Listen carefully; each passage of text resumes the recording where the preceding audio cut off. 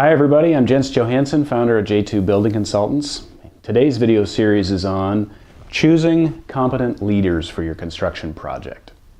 I'm going to get into some psychology today about competence and incompetence and theories by Dr. Maslow, etc.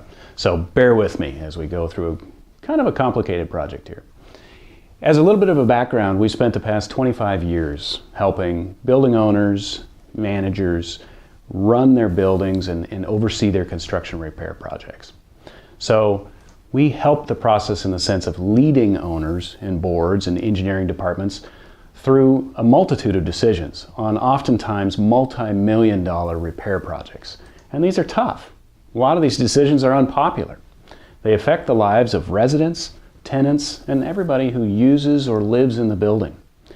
But we also understand we're not alone. The owners also have a team of their own. They have other consultants, they have accountants, they have bankers, they have attorneys, they have property managers. And let's not forget the know-it-all brother-in-law or other board members and the residents to work with and to answer to. So needless to say, there are countless opinions and many different perspectives on how to accomplish the task at hand. What separates the successful projects from the struggling ones? In our experience, we've found leadership, experience, and qualifications. We've all heard these catchwords, but really, how do you choose the right leader? Too often, we see the loudest voices take charge instead of being chosen. They bully the process into submission using secret meetings, force, and even fear. They may tell stories of how they managed a past project, or worse, how they were involved in a successful project once. Were they correct in their decisions or actions, or did they get lucky, or did other members of their team actually carry them and then they took the credit for it? If you've been involved in any type of group project with any type of process like this, I'm sure you've experienced this phenomenon. I'm really talking about competence here. So how is competence defined? Let me give you a medical example. I have a CPR card. I've taken first aid training. I've actually saved 2 people's lives with the Heimlich maneuver. I've delivered emergency first aid for large cuts and gashes and even a broken bone. I carry a first aid kit in my car, and there's first aid kits in every office I run. I've even been told I'd be a great person to be stranded on a desert island with. So therefore, I have certification, training, equipment, and experience. Does this make me qualified to be your doctor? I don't think so. While I may know some emergency first aid techniques, I would not have the competence to treat your medical needs effectively. I am conscious of my medical incompetence to be your doctor. This leads me to my main point. How is competence defined?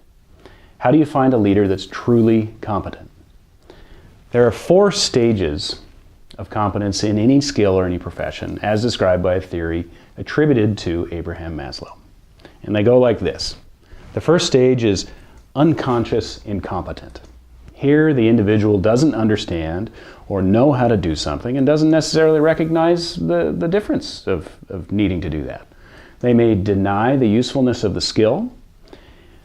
In order to move forward, the individual must recognize their own incompetence and the value of the new skill before moving on to the next stage. The length of time an individual spends in this stage depends on their strength and desire to learn something new. In these steps, I'm going to give you a couple different examples. The car example and the construction example. For the unconscious incompetent, the car example goes like this. The baby or the small child doesn't know what a car is, much less how to drive one. They don't care. In the construction example, a construction manager doesn't know what they were not doing is wrong. Yes, let me tell you that again.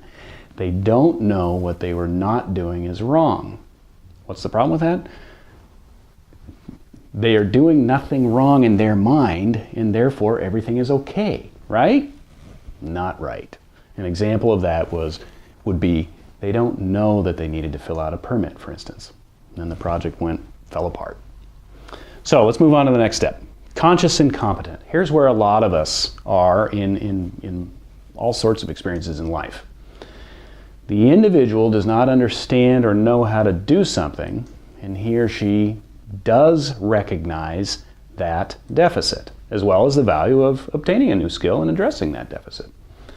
The making of mistakes in this stage can be integral to the learning process.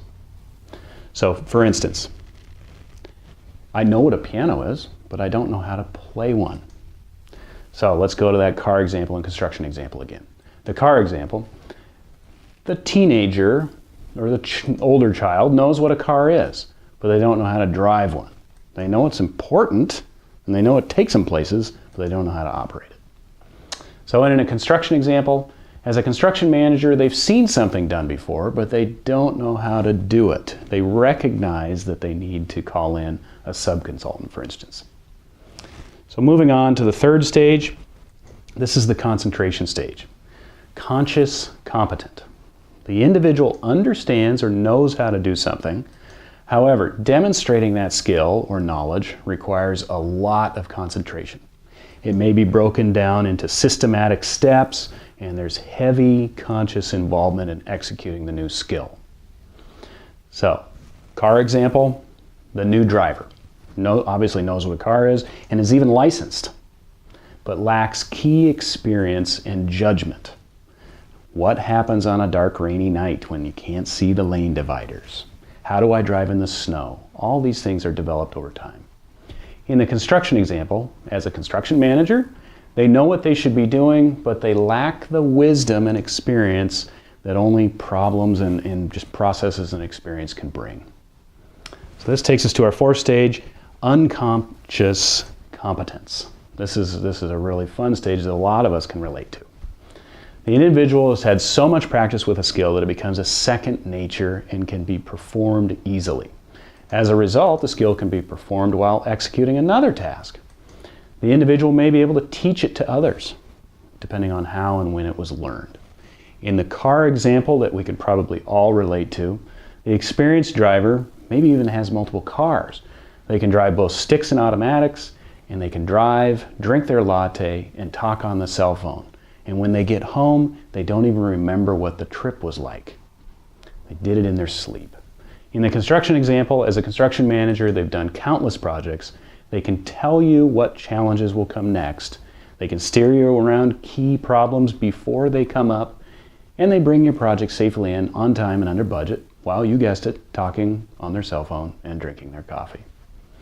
So, the 4 steps are here. The unconscious competent construction managers often have licenses, degrees, certifications, errors and omissions insurance policies, offices, support staff, specific equipment to do their task, and they all come with a list of past references. They're also well paid for what they do, known within their industry as a competent professional, and therefore in high demand. So seek them out. Find that leader that knows what they're doing, has a track record of success, is good at listening to the many ways to accomplish something while working as a team, and you will have a successful project. As owners, you're not expected to be an architect, a lawyer, or a property manager to serve on a board or to guide a committee that guides a new project. You are, however, expected to know when you don't know something, and to turn to that consultant or turn to that expert who does. This is called reasonable business practice. Watch over them, ask them questions, be involved in the process, and be conscious of your incompetence in that particular specialty, and ask for help. Seek the references and even get second opinions from other unconsciously competent consultants, and your project will turn out great. I'm going to wrap up today's video with a quote from Lao Tzu. A leader is best when people barely know he exists. When his work is done and his aim fulfilled, they will say, "We did it ourselves." Thanks for listening today. Choose that unconscious, competent consultant to lead your next project. Thank you.